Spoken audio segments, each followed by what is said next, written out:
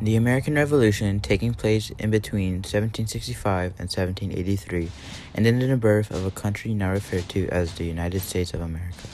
The road to revolution consists of many events, some such as unfair taxes like the Stamp Act, and acts such as the Boston Massacre and Boston Tea Party. Everything we mentioned in this presentation slowly fueled the fire to what we know as the American Revolution, which ended in the birth of a new country that we all live in today, America. And some of us will die so other men can stand up on their feet like men. It all started with the French and Indian War in 1756. The fighting began in 1754, but the British finally declared war in 1756. The French and British both thought they owned a portion of land called the Ohio River Valley. The French built Fort de Quince in that land, and the location it was in was built in a very strategic and key place. In the beginning of the war, the French won a long string of victories against young General George Washington and others. George Washington, 21 at the time, was a general in the war. He had some skirmishes with the French before the war officially started, which helped spark it. In one of those battles, the French framed Washington's men at killing a French ambassador, and back then that was a major war crime. This happened because there was only one French-speaking and reading member, and he translated their letter wrong. Because of that, he was passed over for promotion and then resigned from the army shortly after. In 1755, General Braddock needed assistance from someone who had battle experience. To redeem himself to the British, Washington volunteered in the March of Fort de Quince.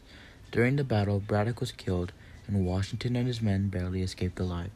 Because of that battle, Washington was labeled as a hero and was given men to train to defend Virginia's western front from the French.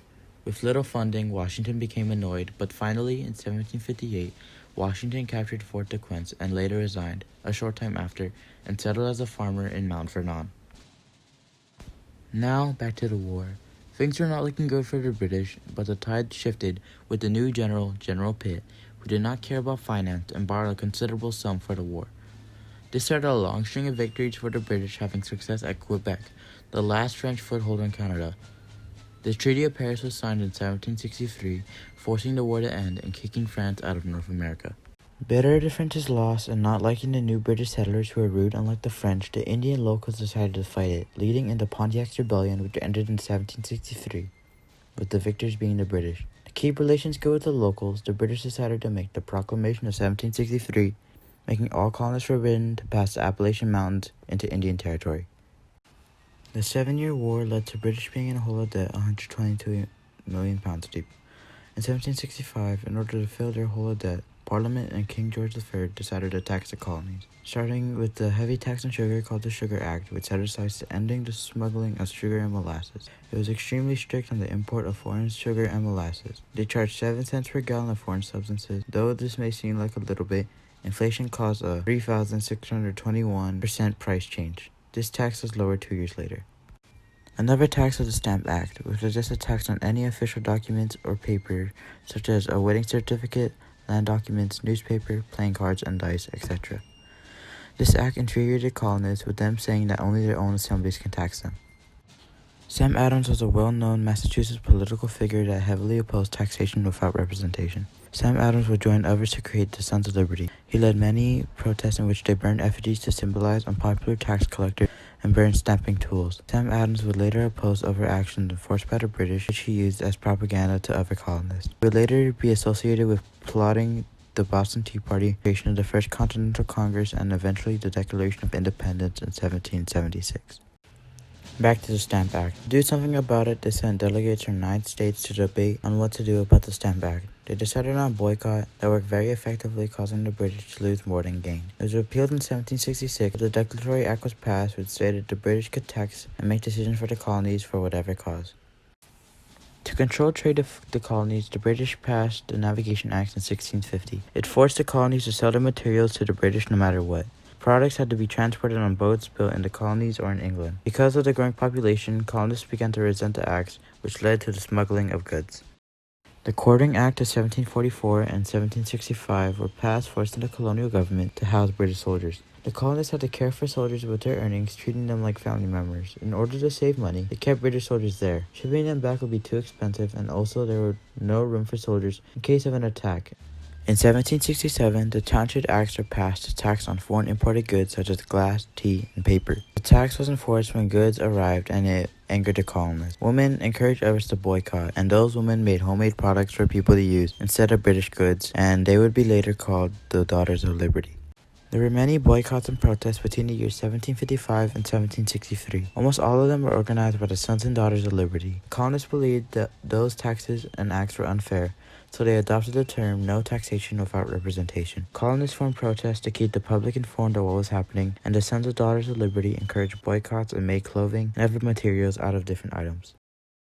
Because of British rule, merchants were forced to smuggle their items in and out of colonies. One of the most famous merchants, John Hancock, made most of his fortune smuggling. Hancock first smuggled Dutch tea and then later moved on to glass and other items. Later, Hancock was caught, which led himself to a trial. With Hancock 100% guilty, he hired John Adams as his lawyer. Adams surprisingly got Hancock off the hook. Hancock was also the governor of Massachusetts and the richest man in New England at the time. Smuggling was also a part of the triangular trade. The West Indies needed rum, and that was in exchange for slaves. They helped colonies with the economic difficulties at the time. The writs of assistance were direct orders from British Parliament issued in 1751 that allowed British officials to search any area on the suspicion of contraband. This act was meant to directly enforce the Navigation Acts and Acts of Trade to prevent colonists from smuggling goods in or out of Boston Harbor illegally. On March 5, 1770, a mob of Massachusetts colonists formed to publicly harass and threaten British soldiers. These colonists started to lob snowballs, sticks, and small clubs at the soldiers after a civilian was struck by a musket. In the heat of the moment, a shot was fired, killing Crispus Attucks, a colonist who was widely regarded as the first victim of the Revolution. After the first shot was fired, more shots rang out, killing a total of 5 colonists that night. After the event, colonists used this as propaganda to its sister colonies as a way of sparking revolution amongst themselves, one of them being famous son of liberty and silversmith Paul Revere. Revere stitched a famous image of this event, calling it the Bloody Massacre. John Adams was the lawyer appointed to the British soldiers. He favored the colonists over the British ideals but stayed impartial when practicing law. This eventually led him to defend the British soldiers in court that were present during the Boston Massacre. However, this would later cause controversy over his decision. Later on, he was approached by the Sons of Liberty and given an opportunity to represent Massachusetts in the Continental Congress due to his impressive and formal speaking skills as a lawyer. The first Committee of Correspondence was founded in 1764 to address the tension and controversy caused by King George III. They were also responsible for representing and interpreting Parliament's messages to the colonies and forming responses for the betterment of the people. This included requesting help from France and Spain to form alliances against their mutual enemy, Great Britain. The British attempted to appeal to the colonists by removing all taxes except for tea, which led to the creation of the Tea Act on May 10, 1773. This was a result of constant boycotts made by the colonists for representation in Parliament. Another reason was to gain profit from their tea, which was being smuggled into Boston at the time. However, the colonists saw this as another unjust act by the British. On December 16, 1773, Bostonian colonists disguised themselves as Mohawk Indians to board 3 ships, the Dartmouth, Eleanor, and Beaver, in order to dump the tea into the Boston Harbor. The famous patriotic group known as the Sons of Liberty created this protest, which resulted in dozens of boxed tea being thrown into the harbor, which directly led to the intolerable acts. You've had a fine, pleasant evening for your Indian caper, haven't you? But mind, you've got to pay the fiddler yet. After the Boston Tea Party, Parliament needed a way of setting an example to the colonists while also gaining back all the money from the lost tea. This led to Parliament releasing the Intolerable Acts, those of which were targeted towards punishing the Massachusetts colonists for their actions, one of them being the Boston Port Act. Not one ship might enter, not one ship might leave the port, except only His Majesty's warships and transports until the tea was paid for. Boston was to be starved into submission. In reaction to the previous events, the First Continental Congress was formed in 1775 by delegates from each of the colonies. Their objective was forming a response to the Parliament's actions. Over time, they put their differences aside to form agreements for the colonies, eventually leading to George Washington being appointed as leader of the First Continental Army and the colonists declaring independence in 1776. One shot and then a volley, and Major Pitcairn was saying, "Disperse, ye rebels, ye villains, disperse." This echoes the first organized conflict of the Revolutionary War on April 15, 1775. It started at Lexington, where around 70 Minutemen faced off against 700 professional soldiers.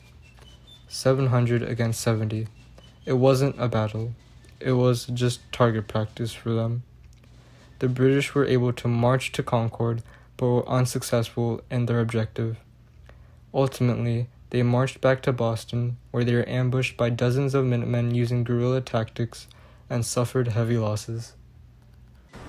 The Declaration of Independence was signed on July 4, 1776 by many members of the Continental Congress. This document fully declared independence from Britain.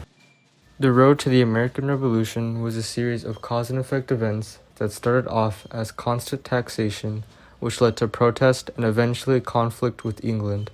The colonists were able to achieve this since they were willing to sacrifice everything they had, thus leading to their victory over England and complete independence from their unjust rule. We give all we had: lives, property, safety, skills. We fight, we die, for a simple thing, only that a man can stand up.